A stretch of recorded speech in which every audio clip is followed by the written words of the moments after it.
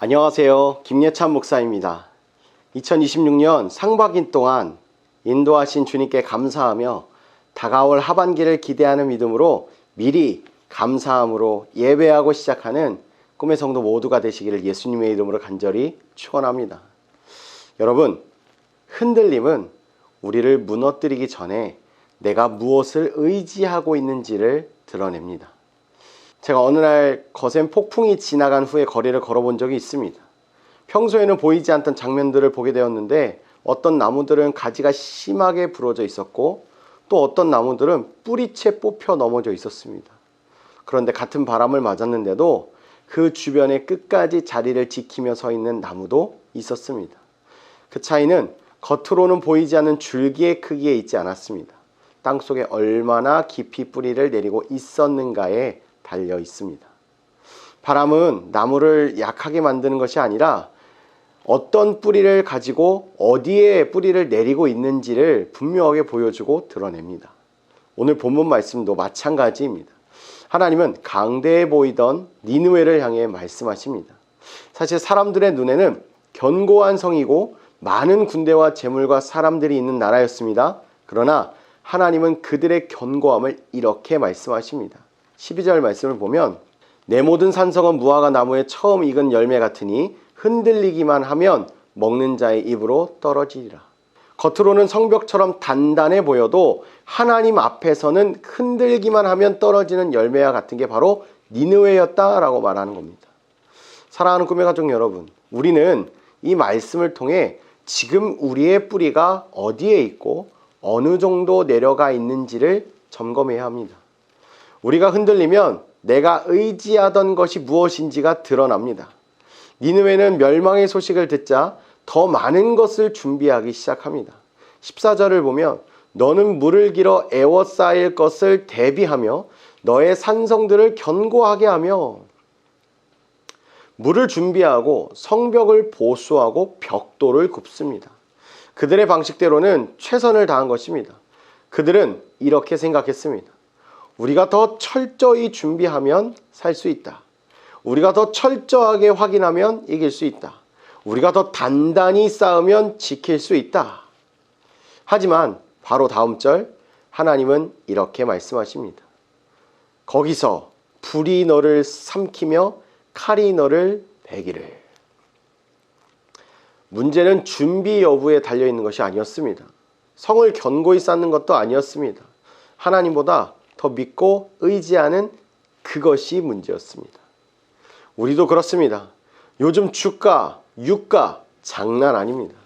우리는 세계 정세와 경제 상황 때문에 불안하여 통장을 더 붙잡고 살아갑니다.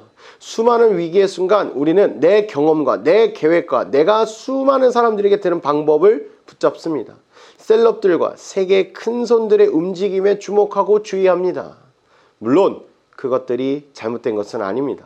그러나 그것들이 하나님의 자리를 차지하면 그것은 든든함이 아니라 우리 삶의 우상이 됩니다. 그래서 팀 켈러 목사님의 내가 만든 신이라는 책 내용을 보면 이런 내용이 있습니다. 우상이란 무엇이든 하나님보다 더 중요한 것이다. 내가 잃어버리면 도저히 살 수 없다고 느끼는 그것, 하나님보다 더 내 마음을 붙잡는 그것, 하나님만이 주실 수 있는 안정과 의미를 대신 얻으려 하는 그것이 바로 지금 우리의 우상일 수도 있습니다. 그래서 시편 20편 7절은 우리에게 이렇게 말합니다. 어떤 사람은 병거, 어떤 사람은 말을 의지하나 우리는 여호와 우리 하나님의 이름을 자랑하리로다. 사랑하는 꿈의 가족 여러분, 오늘 내게 병거와 말은 무엇입니까? 내가 하나님보다 더 의지하고 신뢰하는 것은 무엇입니까? 우리 삶에 흔들림이 찾아올 때 그것들을 붙든다면 우리는 반드시 망하게 될 것입니다. 여러분, 우리에게 흔들림이 찾아오기 전에 우리를 온전히 붙드시는 하나님께 뿌리 내리고 하나님을 전심으로 붙드는 저와 여러분 되기를 간절히 소망합니다. 만약 삶에 흔들림이 찾아왔다면 그 흔들림 속에서 우리는 하나님을 찾아야 하고 하나님께 물어봐야 합니다. 주님, 제가 혹 주님보다 더 의지하는 것이 무엇입니까? 우리 삶에 주님 없이 누리게 되는 번영은 결국 우리에게 엄청난 흔들림으로 찾아올 것입니다. 당시 니느웨는 번영하는 도시였습니다. 16절을 보면 내가 상인을 하늘의 별보다 많게 하였으나 겉으로 보면 부족한 것이 없는 나라였고 세상적인 관점으로 보면 망할 수가 없는 나라였습니다. 그런데 하나님은 그들의 결론을 이렇게 말씀하십니다. 17절 말씀, 해가 뜨면 날아감과 같으니 그 있는 곳을 알 수 없도다. 내 백성은 산들에 흩어지나 그들을 모을 사람이 없도다. 사람은 많아도 하나님 없으면 모두 흩어진다는 것입니다. 힘이 많아도 하나님 없으면 결국 무너지고 번영은 있어도 하나님 없으면 결국 공동체는 메말라간다라고 말씀하십니다. 니느웨는 강했지만 교만했습니다. 힘이 있었지만 폭력적이었고 재물이 있었지만 하나님을 두려워하지는 않았습니다. 결국 그들이 의지하던 것들은 위기의 순간 그들을 지켜주지는 못했습니다. 사랑하는 꿈의 가족 여러분, 오늘 우리의 가정은 어떻습니까? 또 우리의 삶의 현장은 어떤가요? 우리의 일터는 어떻습니까? 주님 얻는데 더 잘 되고 있다면 우리는 조심해야 합니다. 주님을 떠났는데 오히려 일이 잘 풀리고 번창할 때 우리는 두려워해야 합니다. 왜냐하면 지금 그 상황은 모래 위의 집과 같기 때문입니다. 주님의 말씀 없이, 주님 없이 살아가는 사람들의 삶을 예수님은 이렇게 표현하셨습니다.